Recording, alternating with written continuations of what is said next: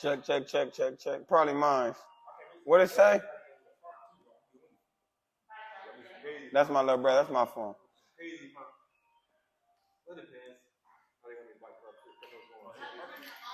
I got it. I got it.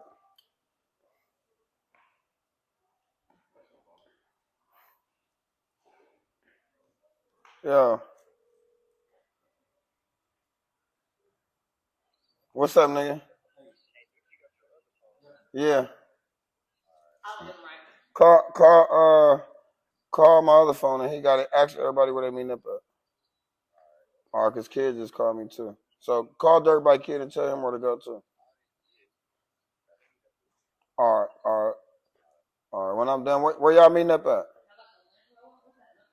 All right, I'm finna meet y'all on Harvard right now. I'm finna meet y'all on Harvard when I'm done.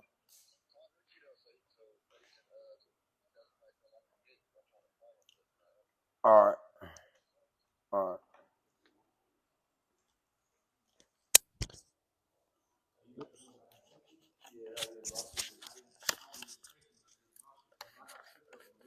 Mm-hmm.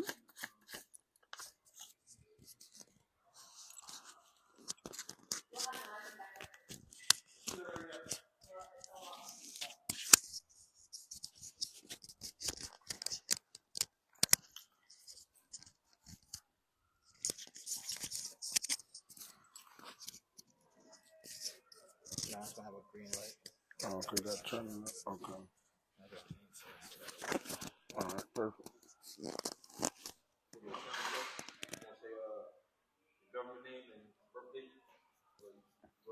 My government name is Lefty. My last name Flexing. My birthday 7/4/88. How you got the name Lefty? Nah, my mom named me Davon, but I've been in the streets. So I got my name from my hood, like my dad. My dad is Big Lefty, and I became Little Lefty when I became in the streets. Ready to roll? Yeah. Ready to roll? I'm ready to roll. When did you say you were 7/4/88, July 4th. Yep. Mm-hmm. So just speak up a little bit next time. All right. Yeah, nobody ever had to tell back to you. And do you put your cell phone in your hand? Huh? You don't need your cell phone in your hand. No. I can put it down in my pocket. Here. Yeah. You turn the ringer off? Yeah. Okay. Don't get in here and be all fucking tamed and Nah, that's good.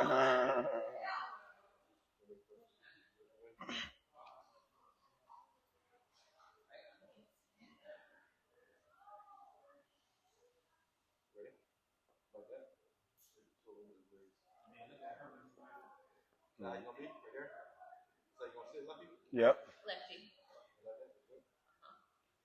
Okay, so I'm gonna let you just kind of talk, tell your background, tell a little bit about yourself. If we ask a question to you, I need you to respond as if you're not responding, like you're telling us a story. So, for instance, okay. I asked you who raised you. Don't say my mom and dad. You said I was raised by my mom and dad. Question. Okay. Yeah, or repeat the question. Yeah. Okay. Also, pause so we can edit out our part. Okay. All right, 3, 2. Flexing ass Lefty, man. What's going on? The ghetto guy, man. The mayor of this bike set shit. What's going on, man? I came up. I was born in Compton. I was raised really in LA in the Rolling Hundreds. So I started off in the streets as a bad kid, like my parents and shit.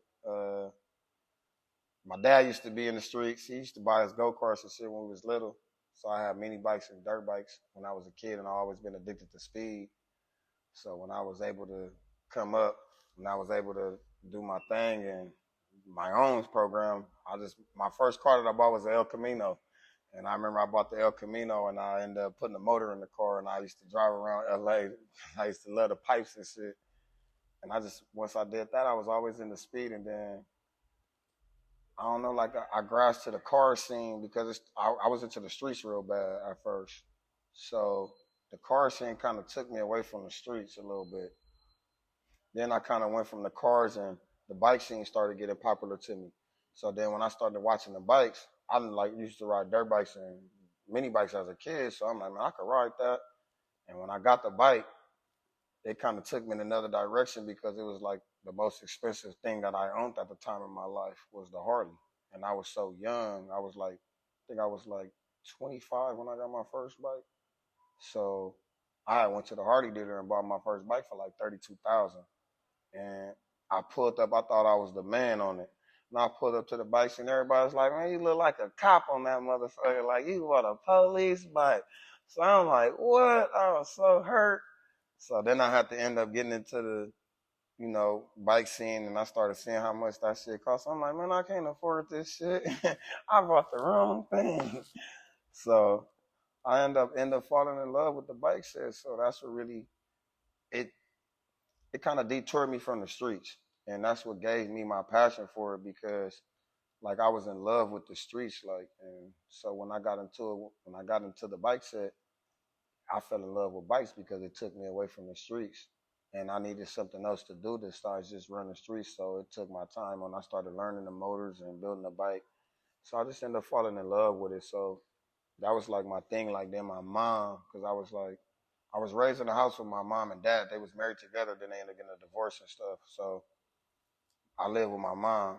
I used to go with my dad on the weekends and shit. My dad kind of let me do whatever I wanted to do. My mom, she didn't like the dirt bikes and all that shit. Like cause I had got hurt one time when we was younger. Like I was on a mini bike and the throttle had got stuck and I ended up hitting this parked car. And my mom was like, "You can't ride no more," and all this. And now she had a big old fit. So I used to sneak and ride when I used to go to my dad's house and stuff. So once I did start doing that and I got older, I bought the bike. My mom was like, "You can't come to my house with this motorcycle and all this and all that." I'm like, "Mom, I'm riding a bike. There's nothing you can do." So once I got over that, and she was just like, "I just hope you be okay." And she actually saw how I started getting good on the bike and it made her comfortable. But at first, my mom wasn't comfortable with this motorcycle at all. Like, I remember like when I bought the bike, my mom used to take my insurance policy for me, my brother, and my sister. She had an insurance policy on all of us. So when I came home with the bike, she like, "I ain't paying your insurance policy no more." I was like, "Mom, I don't give a damn about this insurance policy." Like, man, that's your thing. Like, I don't care. So she was so mad that she cut my insurance policy off because of that shit. So I knew that. I'm like, man, I'm going against my mom for this shit. Like, I really love the bike. So that was just my main thing. And then, like, all my friends, we all was always into racing and doing shit. So then it was like once he got a bike, I got a bike. Like we all just started buying bikes, and we all did the car thing too. So we just all started doing it. So that's what kept me in it, and I just fell in love with the bike set. Like so, I ended up joining the club. I was ended up being from the Wolf Pack. That was like my first time ever being from the club. I was fresh coming around, like back on the streets. 'Cause I used to go to jail a lot. I used to go to jail a lot in my younger days. So once I finally was able to stay away from jail, I became from the Wolf Pack. But I wasn't ready at the time to be from a bike club because I like to run my own program, you know what I'm saying? And I wasn't ready to be from a bike club because I was ready to run my own show, you know what I'm saying? And I couldn't run my own show.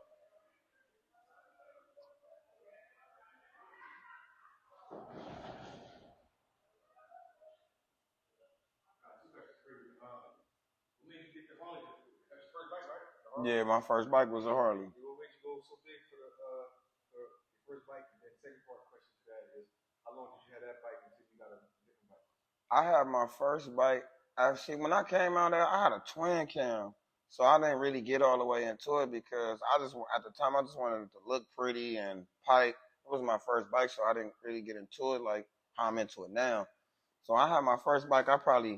I think I know exactly how long I had. I had it for 68 days. I think I went down the motherfucker 3 times and got into one accident. So I ended up putting the bike back together and I ended up getting in trouble.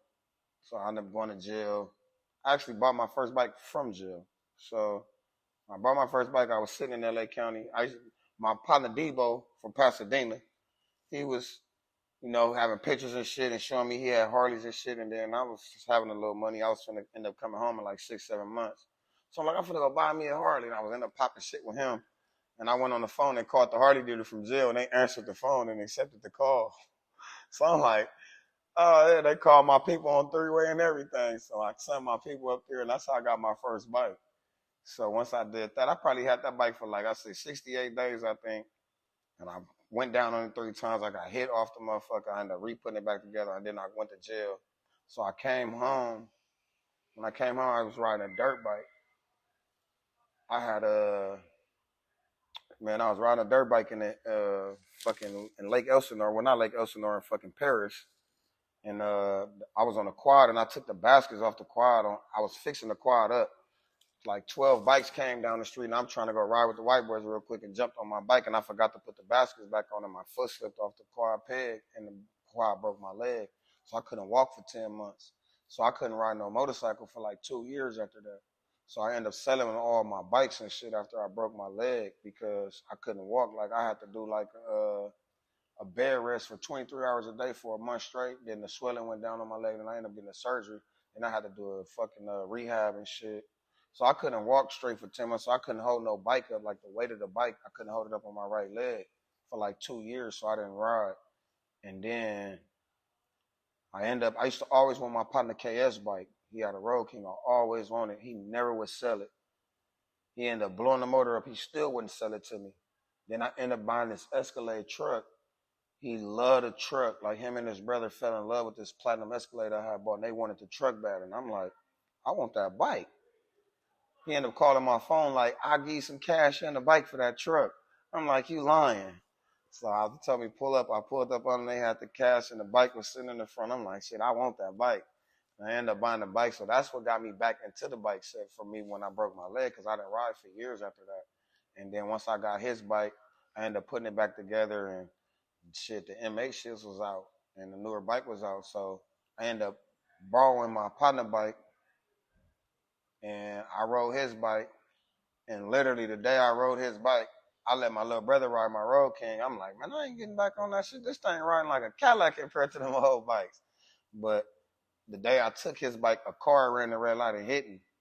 So he had a brand new bike, and I felt like I didn't want to give him back his brand new bike like that. So I ended up buying the bike and putting it back together. So that's how I ended up getting on the M8. So then Rarebreed was coming up. I was going to go buy a part for the bike that I wrecked, a Road Glide.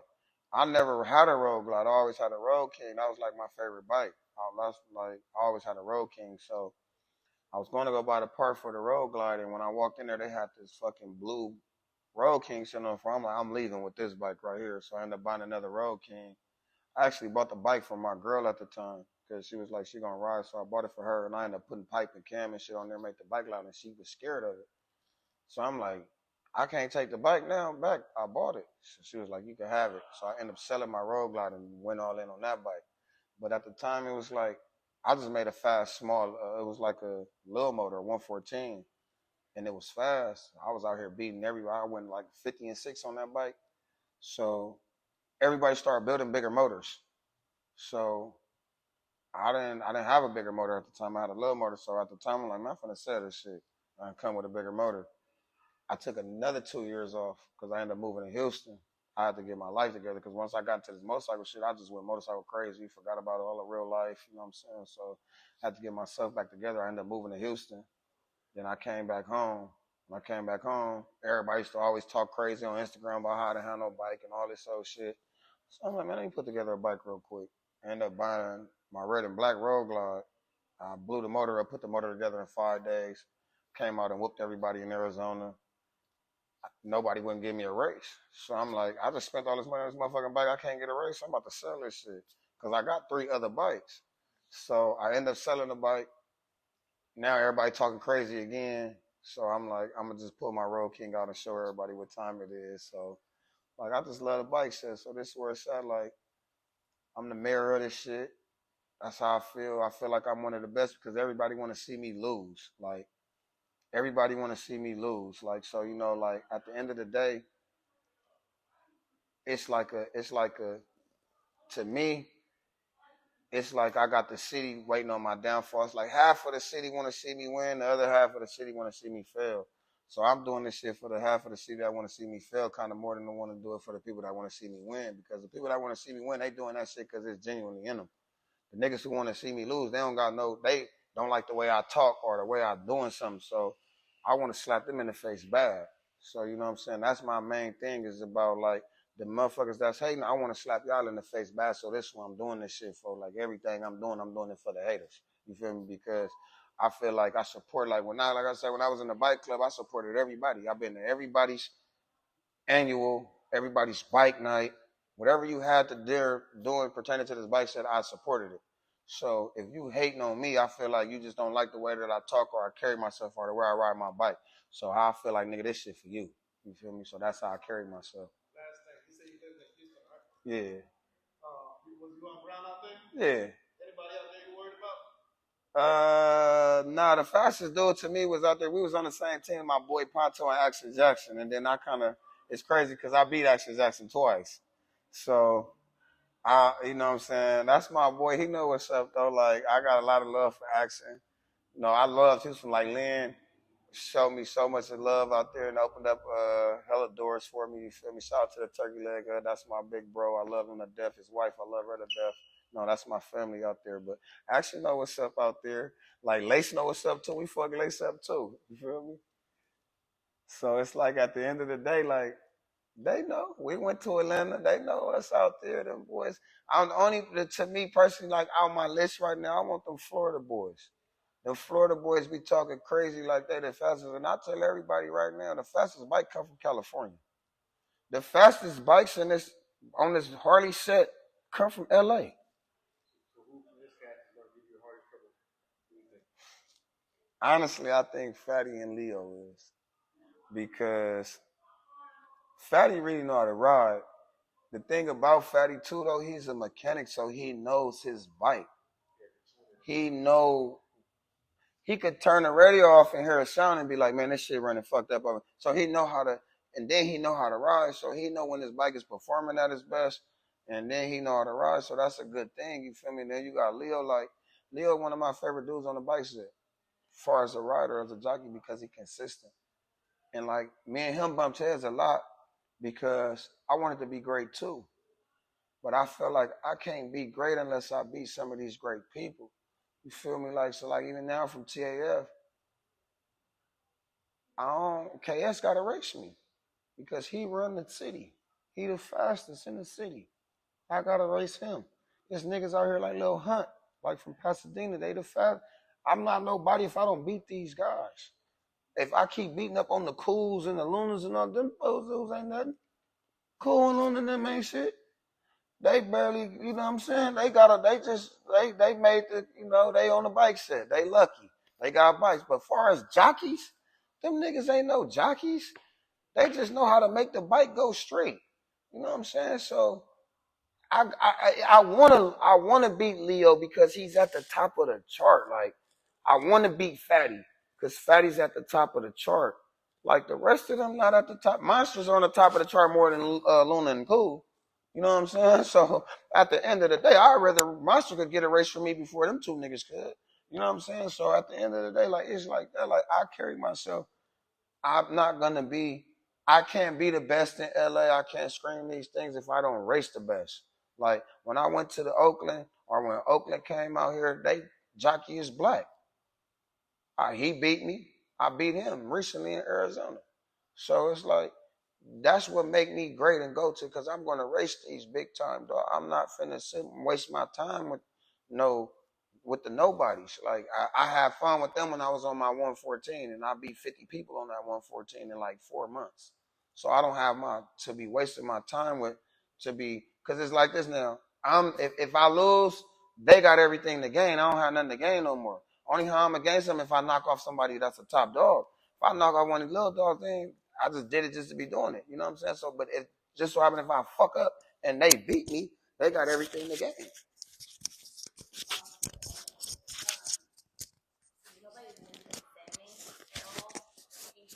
Yeah, I got it. Okay. Okay. Go. Yeah, okay. Okay. So like, like that's like with my thing with TF, like I said, like, people try to make it seem like I had a thing with the Wolfpack. I didn't have a thing with the Wolfpack. Like I had a thing because I wanted to be great. Like I put them on the map. That's how I felt at the time. So it wasn't that we had a beef or none of that. So now, like with the racing thing, like I say, I don't want to race none of the. I want to race the grace, and that's like even with Sammy. Sammy from TAF. He know how to ride. He got these fast bikes. We gotta fade each other. Cause I gotta know where I stand at as in my club. So when I come in, I wanna know my place. Like KS is the fastest in our club right now. He the man. He's TAF, he's a TAF fastest guy. But he got to come see about me, or I gotta come see about him because my name got to be brought up as the fastest guy in TAF. Seeing at that time in a bike club, as in when it was in the Wolfpack, it couldn't be like that because we are together as one. And that's why I wasn't ready to be from the bike club at the time because I thought about, oh, it's Lefty. This is what I'm doing. I'm the one going to do this shit. Like, and when you got niggas like Leo been from the club for 10 years and he felt like, nigga, I put on and I did this. I can't take that from him. You know what I'm saying? Like, because at the end of the day, it's like how Shaq came to the Miami Heat. Shaq came from the Lakers, even though that Lakers was his team. He went to the Miami Heat and told Dwayne Wade, bro, this your team. And that's more how I should have came to the Wolfpack instead of coming to the Wolfpack thinking that this is my team. When you got niggas that's been on here for 10 years and years, you know what I'm saying? So I didn't understand it at the time. You know what I'm saying? So now I'm been on the set and I matured and I got older. Like I understand that. So it's like motherfuckers want to make us enemies. We're not enemies. He's just great. That nigga Leo been great. That nigga ran this motherfucking town for years. So at the end of the day, I gotta get him. Cause it's one nigga Leo ran the bike set. It's two people who ran the race scene out here for years, him and KS. And then you got Fast Eddie. What drives you to have your name? That's one of them. What motivates you to want to drive you to have that name being brought up in the conversation, even though your name is loud? What makes you? What makes it to me more is because like I say, I came from the streets. So when I entered on the bike set, I came with a mentality of a street nigga. And I had to transition from that. So I look at myself as I put a lot of time and energy into that shit. Like I put my 100% all into the streets so my name wouldn't be fucked up. So everything that I do and everything that I put myself involved with, I put my 100% all into that because that shit didn't pay me and give me nothing. You feel me? That shit didn't give me nothing but drama and headache. So if I could put my 100% all into nothing, I'm going to put my 100% all into something, and I feel like the bike set gave me something. So I'm only going to put my 100% all into that shit. So that's how I treat it. I treat it like it was the gang because, like I said, I did the gang shit for free. And then I put my 100% everything into that. I wasted a lot of years into that shit. So I only could put my 100% all into something that I love, and I actually love the bike set. So I want to see this shit grow. Like, my kids is coming up. I want them to ride motorcycles. So when they see me, my kids think I'm like Kobe Bryant or something, or they think I'm this big celebrity because they be so impressed about dad, all these people know you. So I want them to do the same thing because, like I say, like, everybody not going to be able to play football. Everybody not going to be able to make it to the NBA. Everybody not going to be in the big time boxing match. In the bike world, shit, I got one of the biggest contracts. I'm like top 5 in this shit. So that's how I treat it. The bike set, I'm one of the biggest celebrities. You know what I'm saying? So this is my playground. This is my world. So at the end of the day, I didn't play basketball. I don't play football. I'm not a celebrity on ESPN with that. I'm a celebrity on this bike set. So that's what I got to put my 100% all into. You know what I'm saying? So at the end of the day, this is my job at the end of the day because, like I said, this is what I love to do. This is what I'm famous off of. I'm famous. I'm known for being a good jockey or being a good bike rider, a good shit talker, and all this. So this is what the fuck I'm gonna put my 100% all into because this is where it's at for me. Like I said, if I was an NBA player or I would be at practice showing up every day so I gotta come to practice on this shit too. Like it's my job. So this is the fuck I love. I gotta do this shit. So that's why I put my 100% all into this shit. That alone, bro. Felt that shit, bro.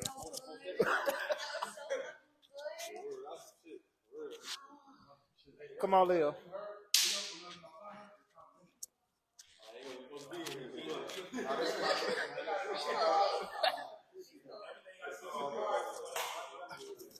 Let's sit right here.